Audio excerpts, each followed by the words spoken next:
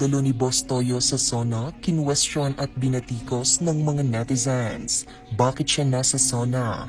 Ito ang ibinabatong katanungan ngayon sa social media influencer na si Jason Luzadas o mas kilala sa tawag na Boss Toyo matapos siyang mamataang present sa nangyaring State of the Nation Address o SONA na ginanap sa Batasang Pambansa Complex. Maraming netizens nga ang napataas ang kilay sa naging pagdalo ng vlogger na si Boss Toyo sa nasabing event. Bukod sa kumikwestiyon sa naging pagdalo ng vlogger, marami rin ang bumabatiko sa kanya ngayon dahil anilay hindi naman importante ang presensya ni Boss Toyo sa naging kaganapan.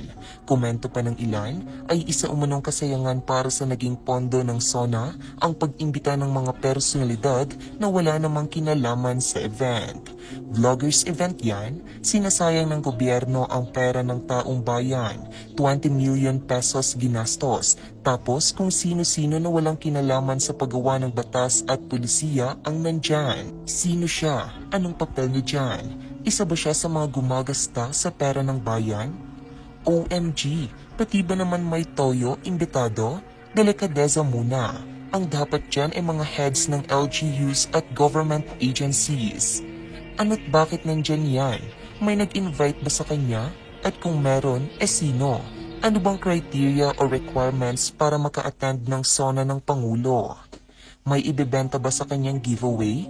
Content lang pala. Kala ko important ito na ginastusan ng 20 million pesos ng pera ng taong bayan.